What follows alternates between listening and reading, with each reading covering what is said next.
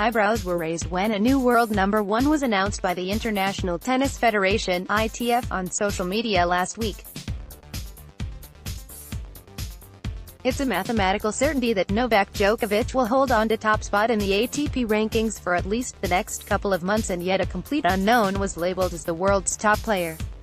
Germany's Peter Heller is ranked as the 589th best player on the planet according to the ATP leaderboard, but he rose to the summit of the ITF's controversial new ranking system after reaching the final of 25K event Nusselt.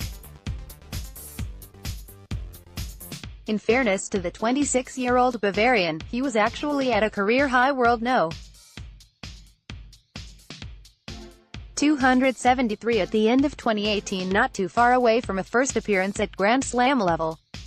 But as was the case with many players, his ranking was slashed as the ITF revamped their own system. From 2019, players will only earn ranking points at Tour and Challenger level events, while also going deep in ITF 25K events. Those who go out before the finals at 25K events and who are competing in 15K tournaments won't get any ATP rankings points anymore.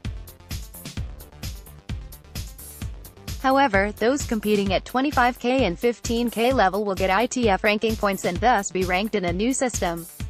At the end of 2018, those ATP points earned by players at the lower-level events essentially vanished, causing chaos in the ATP system, while the new ITF rankings were formulated instead. It is common for players to have both an ATP and ITF ranking. Funny yet frank. In a 20-minute phone call, Heller describes his achievement as a cool thing, although he confesses his disappointment at seeing his chances of featuring at the top level slide. Heller tells Metro.co.uk, "For me it was tough because last year at the end of the season one thing I was 270 in the ATP rankings and now I dropped to, I think, 590, and this was a bit tough because if the old ranking would have stayed the same I would have had the chance to play the Grand Slams. So for me this way was a bit frustrating. But yeah, I have to deal with it. It's the dream of every player to play the Grand Slams. Of course it was my goal during the last season, but then suddenly they said they will change the rankings system, so it was kind of a pity for me because I played my best season. I think I would have deserved to get the chance to play there. So yeah, they took the chance to play there this year." Heller had climbed from World No. 778 inside the top 300 in 2018, while also spending his time on the road concluding a psychology degree, but all that hard work on court was undone courtesy of the introduction of the ITF World Tennis Tour rankings. So did last season feel like a waste? Not completely, because I can play in the Challenger tournaments. I get direct entry to the main draw, he adds.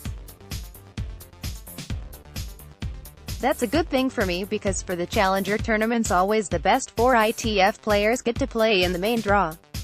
I'm in every main draw in the Challengers, that's the good point.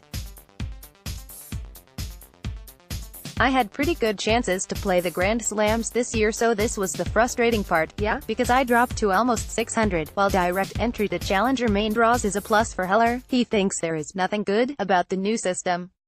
No, nothing. Really nothing, actually, he says of the potential positives.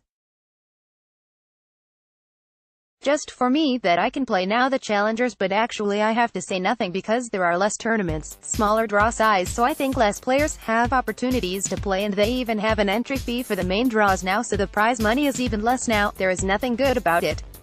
ATP 1. Edmund 282. Norrie 653. Evans 1474. Ward 1795. Clark 1966. Murray 2227. Joinski 2838. Brody 2959. Klein 36910. Ward 405. ITF 1. Draper 752. Hoyt 893. Glasspool 1094. McHugh 1605. Peniston 2166. Joinsk 2267. Whitehouse 2438. Watson 2629. Findle Hawkins 29610. Clark 311. You kind of have to look at both rankings. If you collect ITF points it doesn't help you for the ATP ranking. You have to be high enough in the ITF ranking to get the chance to get ATP points.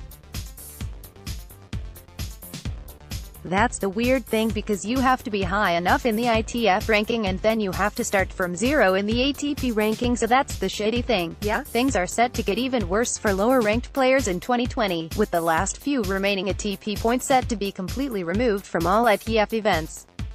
They said it, but I don't know, Heller continues.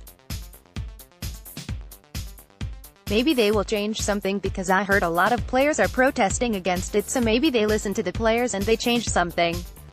I don't know. I hope so. Heller is not alone in his concerns. A petition campaigning against the rule changes has been signed by just over 11,000 people at the time of writing. Age, 26, nationality, German ATP ranking, 589 ITF ranking. 2. The German has not been contacted by anyone from the ITF regarding the system, and asked if any player he's discussed it with has spoken positively of it. He chuckles. No. Not really. Nobody. Given the new ITF rankings are in their infancy, it's perhaps little surprise that Heller has slipped off his perch as the top-ranked player already, with Spain's Oriol Roca Batalla leapfrogging him to become the third one inside the first month and a half of the year. Some witty commentators on social media had joked tennis' new dual system rankings felt like a shift towards boxing, where there is a separate leaderboard for each of the 4 heavyweight belts. Heller would certainly lap up the opportunity of a unification match with ATP #1 Djokovic. To play a match against him? It would be amazing, of course, he says. It would be a really funny story if I could play a match against him. I think it would be tough to play against him, but would be a lot of fun and of course a great experience to play against such a great player. In reality, unless the ATP and ITF can find a rare, and on this occasion slightly strange, piece of common ground, then it seems Heller's best shot at taking on the 15-time Grand Slam champion would be to climb back up the ATP rankings and force his way into the main draw of a slam. I still have my goals to play at the Grand Slams, he concludes. I have to be around 250 in the world rankings. I will try my best to get up again. Hopefully next year I can play the Grand Slams qualifying. This is my goal. I have to do my best.